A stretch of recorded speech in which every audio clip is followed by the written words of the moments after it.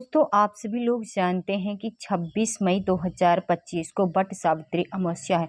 दोस्तों ये वट सावित्री अमावस्या साल में सिर्फ एक बार आती है और इस मौके को आप लोगों को अपने हाथ से बिल्कुल भी नहीं जाने देना चाहिए और इस दिन एक दीपक वाला उपाय जरूर करना चाहिए। दोस्तों हम आपको बता दें कि अमावस्या तो हर महीने आती है, पर वट सावित्री अमावस्या साल में सिर्फ एक बार आती है और ये दिन माताओं बहनों के लिए बहुत ही ज़्यादा विशेष और बड़ा होता है।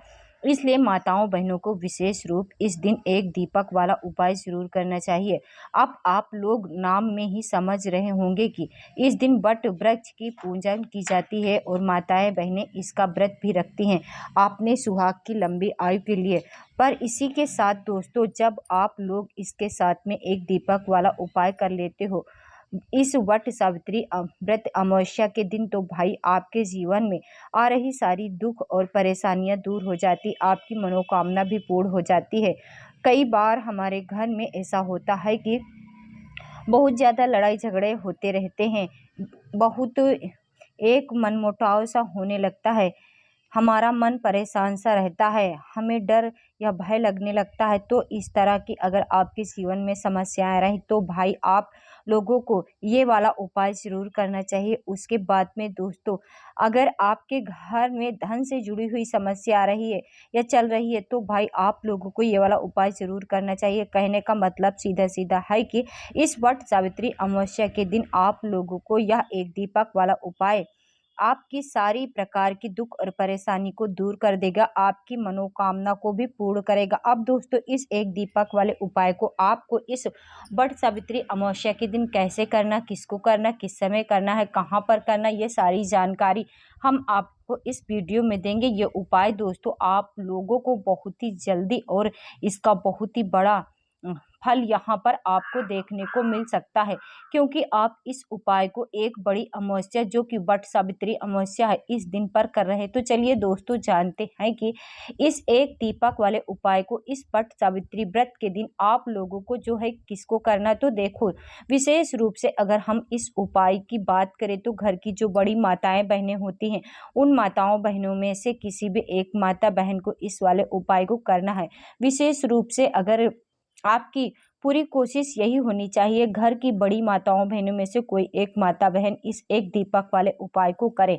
पर अगर किसी कारणवश घर में माताएं बहनें उपस्थित ना हो या वह यह उपाय ना कर पा रही हैं तो फिर उस जगह पर घर का कोई बड़ा व्यक्ति भी इस एक दीपक वाले उपाय को कर सकता है। ठीक उसके बाद में दोस्तों अब बात की जाए इस वाले उपाय को हमें करना किस समय है, सुबह के समय करना कि शाम के समय करना। तो देखो हम आपको यहाँ पर बता दें इस वाले उपाय को आपको शाम के समय करना, किस समय करना, शाम के समय करना है, प्रदोष काल में करना है।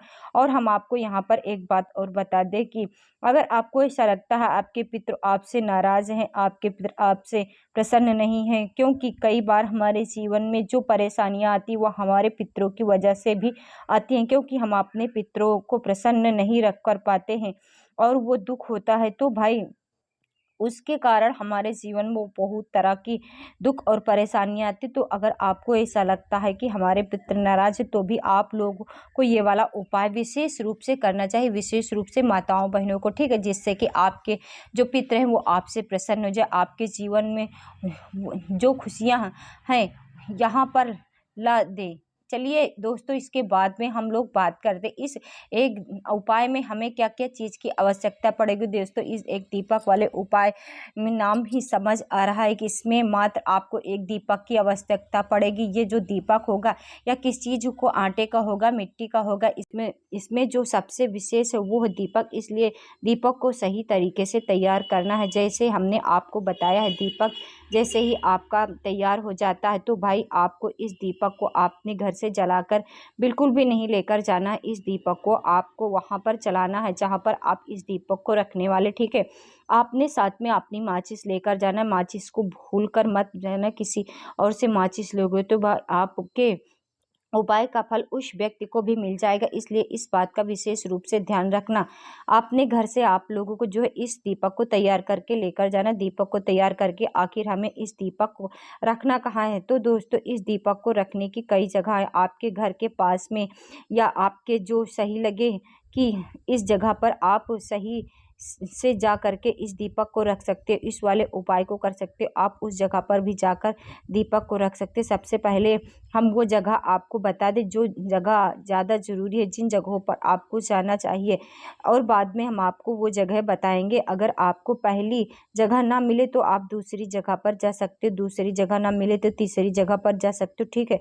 पर जाना किसी एक ही जगह पर, क्योंकि एक ही दीपक तैयार होना है, एक ही जगह पर यहाँ पर रखना है। उसी के साथ में दोस्तों आपको यहाँ पर एक चीज़ और विशेष ध्यान रखना है कि ये दीपक दक्षिण दिशा में रखेगा, इसलिए आप लोगों को अपने साथ में कुछ ऐसी चीज़ें जरूर लेकर जाना जिससे कि आप लोगों को दक्षिण दिशा का पता लग जाए। तो सबसे पहली चीज़ दोस्तों हम आपको बता दें कि अगर आपके पास आपके आसपास कोई भी नदी है, पवित्र नदी है, बहती हुई पवित्र नदी जिसमें जल भरा हुआ होता, तो भाई उस पवित्र नदी के घाट पर जाना है ना।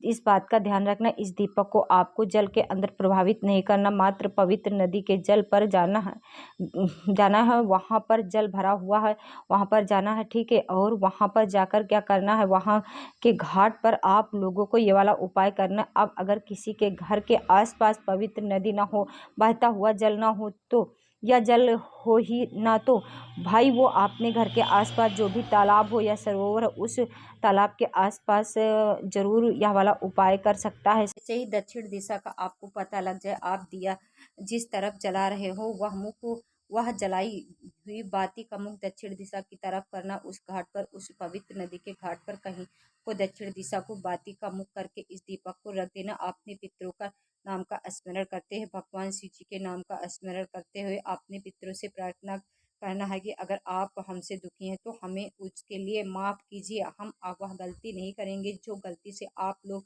दुखी हुए हैं ना। तो आपको बस अपने पितरों के लिए प्रार्थना करना है, भगवान से प्रार्थना करना है कि वो आपके पितरों को हमेशा खुश रखे, है ना। उस दीपक को दक्षिण बाती का मुख करके रख देना। जैसे यह दीपक रखते हैं, भगवान से प्रार्थना करके, पितरों से प्रार्थना करके आप लोग वहां से उठकर सीधा अपने घर आ सकते हैं।